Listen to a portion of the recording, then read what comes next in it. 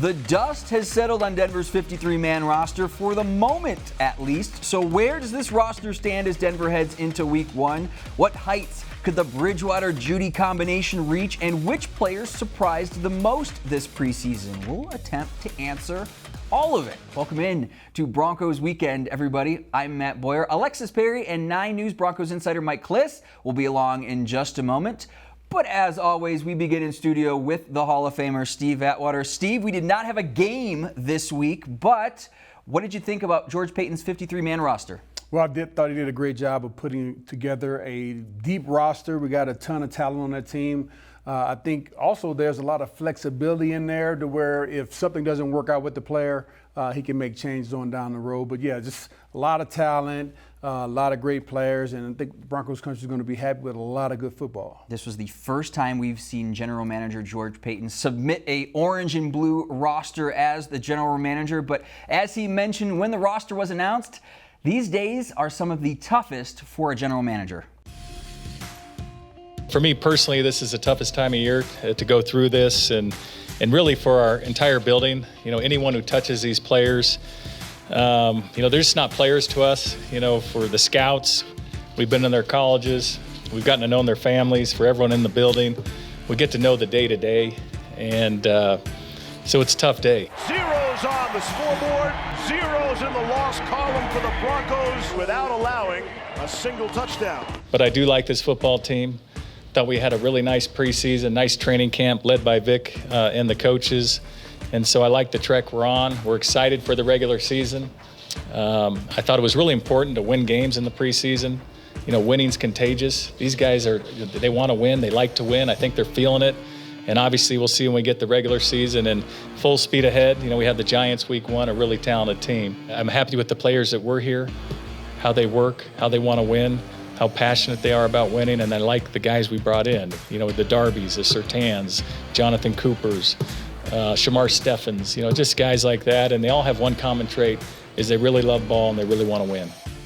The first rounds of cuts took place Tuesday, but the deepest cut, Steve, may have been on Wednesday as Denver parts with Royce Freeman, a guy who played every game for the Broncos the past 2 seasons. The additions of Mike Ford and Nate McCreary for Denver feel a little bit like special teams additions. Denver needing some special teams contributors, and they might have gotten it with those 2 guys. But what stood out to you most about the players that remain here on the 53-man roster? Well, we just got a lot of depth at some good positions. I think the quarterback position, one, Teddy Bridgewater, Andrew Locke, and being able to bring Brett Rippon back to the practice squad. Good depth there. Those guys work really well together. And hey, the wide receiver position, a ton of depth. The cornerback position, still some depth.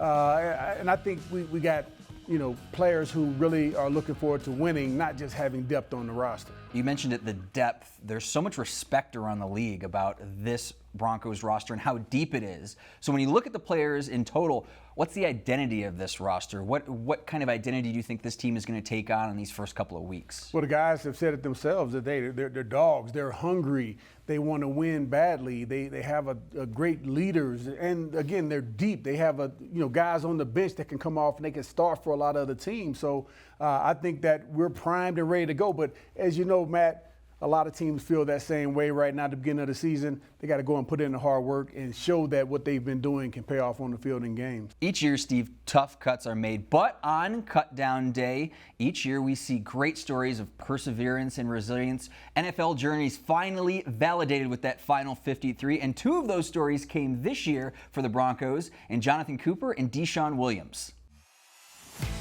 That's Jonathon Cooper, another one of the feel-good stories of this Denver preseason. To be honest, it feels amazing. I just feel extremely blessed. The real work starts now. This is only the beginning.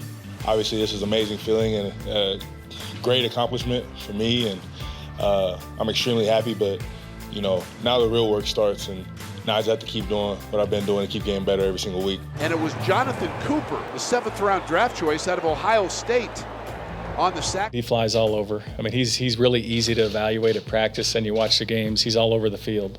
And 110 miles per hour in everything he does, and he's just a playmaker. That's DeShawn Williams, who read the screen, stopped his initial surge, and winds up making the interception. I can't put it in words, man. Like, this is not like the end. this is just the beginning. Now I got the season starting. Now I know I got big things ahead for me and this team. He was a guy we brought back last year. He hadn't played in a long time and took advantage of the situation, and he's made it very hard for us to not keep him. And it's a great story. I know he appreciates each and every day that he's here. He tells me that. And we love having him on the team. We got a bunch of guys, man, that overcome a lot of adversity, and we could have just hung it up or listened to the people that said we weren't good enough or the things like that, but we just kept working, and I think that's what our motive is going to be, is just not giving up. We got a bunch of resilient guys on this team. Okay, Steve, DeShawn Williams, we're a little bit more than a year away from him fulfilling Amazon orders, and here he is on a 53-man roster. Jonathon Cooper, facing adversity of a different sort, had the heart procedures this year. He makes the roster as a rookie. When you have guys like that who go through a lot to get to this point, what does that do for a locker room and a roster? Well, first off, the level of play doesn't drop off when they go into the game, and that's a good thing for the starters because they feel like they can come out and get a break, get back in, and nothing has really changed. So those guys have great effort on the field. They're flying around to the ball, and they don't take anything for granted. Hey, work for Amazon, come on. Now, that's a good job, but, you know, hey, it's a little bit different playing in the NFL. DeShawn Williams credits Bill Kolar for getting him to where he is right now. Great job by the Broncos defensive line coach. All along this roster, though, Steve, we mentioned Cooper popping this preseason, but the rookies as a whole, right? Jonathon Cooper, Pat Surtain, Javonte Williams, Quinn Miners. How much is this team going to lean on their youth and their rookie talent this year, you think? Well, I mean, ideally, you wouldn't want to have to lean on the rookies a ton, but when you have guys who are ready, who like Pat Surtain II, who kind of grew up in the NFL, he's ready to play right now, and you know he has the physical capability and the mental capabilities. You got to let those guys play, and I think we got quite a few guys here who may be ready to step in right now. But until you get them in the actual game and see with the first team, you know, it's kind of a question mark. Kind of like it was with Jerry Jeudy last year. We were kind of expecting him to do it. He did it really well in practice, but when game time came, they dropped off a little bit. So we'll have to wait and see, and we'll be able to tell at the end of this, probably midway during the season, which guys are ready and which guys aren't.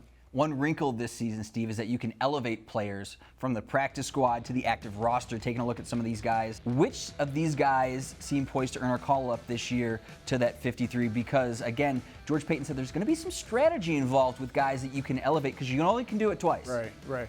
Well, for me, it's more position-based. If it's just guys coming up, it's more for special teams. And usually you'll see wide receivers coming up. You'll see safeties coming up. You'll see linebackers coming up. Guys who run down and they hit, and they've had a good week of practice and get a little bit of treat of being active on game day. Broncos have a ton of depth, so it's going to be interesting to see on that Friday, Saturday, who gets elevated to that final roster. We've got to take a quick break, but when we come back on Broncos Weekend, Jerry Jeudy received high praise from Broncos fans all preseason. So with week one upon us, what does Jeudy's sophomore NFL season potentially look like? Both he and Teddy Bridgewater have something to say about that. Next.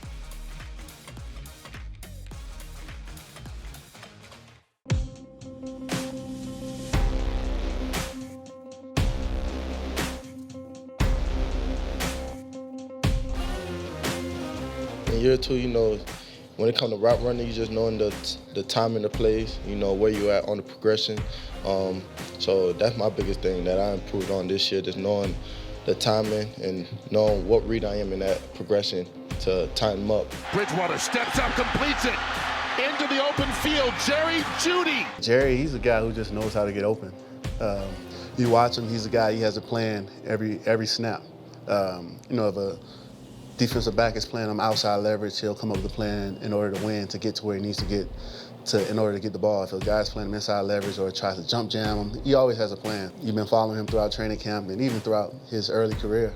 He's been finding ways to get open and he's been having some success. Lock hit by Wanham as he throws, finds Jeudy. Jerry Jeudy angles to the right, he's fast, look out. I just understand it more, I guess you could say that. Just understanding the offense, knowing what I'm getting into. This is my second year in the league now, so once I'm used to it, I feel like it's going to be good. Welcome back to Broncos Weekend. Jerry Jeudy's rookie year started strong, dipped a little bit in the middle before finishing very strong. 140 yards and a touchdown against the Raiders in Week 17. Steve, you heard from Teddy Bridgewater, Jerry's teammates, Jerry himself. Are we getting ahead of ourselves with the hype? Because the hype is real in Broncos country. Everybody's excited to see number 10 on the field. Yeah, I mean, it's possible, but I think he's calmed his nerves a little bit. He's ready to step up and be that superstar player that he was in Alabama. I would just say, hey, Jerry Jeudy, just envision those guys being the guys, the defenders who were trying to cover you when you were at the University of Alabama. He'll make mincemeat out of them. Speaking of the University of Alabama, there's something with Jeudy in sophomore seasons because he won the Biletnikoff Award during his sophomore year for the Crimson Tide. So we will see if some sophomore magic is still there with number 10. I want to talk a little bit about the wide receivers as a whole, though, Steve, because we saw Courtland Sutton for the first time against the Rams, played very nicely. What can we expect from this wide receiver group when you've got weapons like Jeudy, Sutton, Tim Patrick? It's a deep room. Amner, yes. I think big plays, circus catches, clutch plays. I think each of these players, they're leaders and they want to make big plays. And, Teddy Bridgewater, offensive line playing well, will have each of those guys will get opportunities to make big plays and make a difference. First time we saw Teddy Bridgewater this preseason as the unquestioned starter was last week on Saturday against the Rams.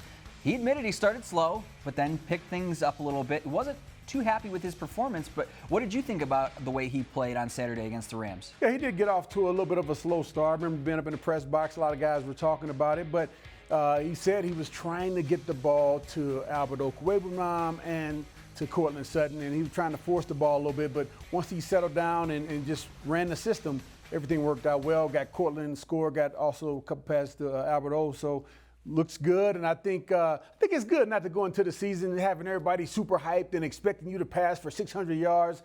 The expectations are low, and I think he'll come out and have a really good game. I know Broncos country, the expectations are always high, especially at the beginning of the season. And for the players, too, it sounds like the expectations are very high. Shelby Harris said earlier this week, quote, "It's not like a secret. We suck in September, so we have to be better. We've got to come out of the gate faster, and I think that's something we will want to emphasize and want to fix," end quote. So, yeah, he wanted to make, they sucked in the past. They don't suck now. They sucked in the past. Of course. They had a bad start, but is this the most important week for the Broncos, this week and then these next 3 games in their season? Come on, Matt, you already know what I'm going to say.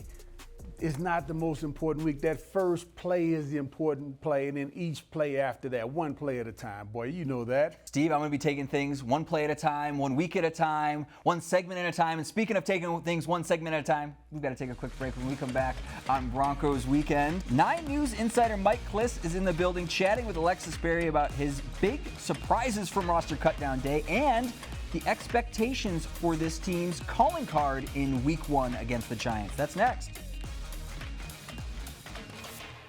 The highest-ranked secondary in football, the deepest collection of offensive weapons in the AFC West. These are just some of the things that folks around the league are saying about the Denver Broncos. So what are reasonable expectations for 2021? Well, Alexis Perry is asking those tough questions of 9 News Broncos Insider Mike Klis. Thanks so much, Matt. Mike, Tuesday was a busy day for you and everyone covering this Broncos team as they finalized their 53-man roster. Were there any moves that caught you by surprise? I would think a lot of people were surprised when Trinity Benson, who had earned a spot through a great training camp and a great preseason, was traded away. And it was because of special teams. And they only kept 5 receivers. We're all trying to figure out, well, Seth Williams, Tyree Cleveland, and Trinity Benson, you can't keep them all. And George got rid of all of them. The practice squad rules is why he did that, in part because the way the practice squad is now, you can call these guys up to the rescue on Sundays as easily from the practice squad as you can the 53. Jonas Griffith, he was also acquired that day by George Paton from the San Francisco 49ers. So what does he bring to this team? Yeah, and that was a typical move of where special teams is the priority for George Paton. Yeah. Trinity Benson didn't play special teams. Jonas Griffith is very good at it in covering and tackling, 6'4", 250 pounds, who can run. Not too many of those guys around. So basically, when you added up all the draft picks that went and the draft picks that came, it wound up being Jonas Griffith for Trinity Benson. Special teams wasn't good in the preseason again. It hasn't been good the last couple of years as far as covering. So that's what George Paton wanted to improve on, and that's why those 2 moves were made. Well, I think a few fans in Broncos country were surprised when Royce Freeman was released on Wednesday, only for Nate McCrary to be picked up off of waivers. So what does McCrary bring to this team as well? He's younger, he's a rookie, and Royce is going into his 4th year. Remember, Royce had about 250 carries a year for 4 years at Oregon as the all-time leading rusher, all-time leading ball carrier. Sometimes it's a little too much coming into the NFL. Now he's in his 4th year. They think McCrary has fresher legs, maybe a little bit more running ability. Royce was really good, though, dependable, solid in all aspects, pass catching, blocking. I think he's going to be missed initially, but McCrary, eventually, they like his potential. Right. there are so many fresh faces on this roster this year, but is there one in particular that you think will have the biggest impact here in 2021? Well, I tell you what, Pat Surtain. Can we just start with the obvious? Yeah, exactly. And Javonte Williams, the top 2 draft picks, I think will probably have the biggest impact. And for the fantasy leaguers, I've been telling everybody Jerry Jeudy is an automatic pickup, and Javonte Williams, everyone loves rookies, the new guys, and Javonte Williams is going to get his share of carries this year. But then Jonathan Cooper, with Bradley Chubb having a gimpy ankle still, and Von Miller coming off of last year's injury, I think those backup edge rushers, and they kept 2 of them, Andre Mintz and Jonathan Cooper. They were both pleasant surprises during training camp in the preseason. Both earned a spot. Jonathan Cooper looks like he's going to play some. Yes, now that we're a few days removed from the big roster cut down, when thinking back to this team and where they were at this time last year, where are some of the biggest improvements that you think this team has made? Well, last year they had A.J. Boye and Bryce Callahan at cornerback, and then Michael Ojemudia as a third-round rookie who was untested. There is nothing like that in that secondary now. It is so crowded. Pat Surtain, a first-round draft pick, a top 10 draft pick, is the 4th corner behind Darby, Fuller, Bryce Callahan. So they're inventing ways to get Surtain on the field. He's playing 3 positions, outside corner, nickel, and dime backer. So they're really stacked at the cornerback position. They have the highest paid collection of cornerbacks. They have by far the highest paid secondary in the NFL, $69 million in cash payroll versus $50 million for the second place team. That's quite a gap. Right. And it just goes to show you that George Paton wants to stop Patrick Mahomes and the Chiefs and the AFC West with all the quarterbacks, Carr and Herbert, versus last year they got Melvin Gordon, Jeudy, and Hamler. They tried to keep up on the scoreboard offensively. This year it's about defense stopping. Well, we're only a little more than a week away from the season opener against the New York Giants. So what are the realistic expectations that you feel like Broncos country can have for this team heading into this season? Well, the Giants is a big game because of the first 3. The Broncos, I think, are going to be heavily favored against Jacksonville and against the Jets. The Giants, the Broncos are still favored in that game, but I think with the 20th anniversary of 9/11, that's going to be, emotionally tough for the Broncos to match the energy of the Giants in that game. I think the Broncos are the better team, but can they match the emotional energy that's going to be throughout New York City and the New Jersey area for that particular weekend? So they can be 3-0, providing they go 1-0 against the Giants. Well, Klis, thank you so much for your time. We really appreciate it. As always, be sure to follow him on Twitter at Mike Klis if you're not already. Matt, let's send it back to you. Thank you, Alexis. Okay, Steve, this is usually the part of the show where we ask you about your keys to the game, but everybody's a winner on a bye week, right? There's no game. Absolutely. But what's one thing that the Broncos need to think about when they're going into the beginning of next week of week 1? Well, I would say, first of all, just stay in football mode. You want to get a chance to get your mind and body a little bit of a break, but make sure you don't lose everything that you've gained over this last month and a half here. Going to the season strong, you're so close to the season, you don't want to lose everything that you built up to this point. So stay in the mode, relax a little bit, come back ready to go next week. You gonna be ready to go next week, week 1? It's here, Steve. I'm ready. I don't have to anybody though. You heard it, the Hall of Famer is ready, and we will be ready next week for week 1. But until then, that's it for Broncos Weekend. For the Hall of Famer, Steve Atwater, I'm Matt Boyer. So long, Broncos country. We will see you next week.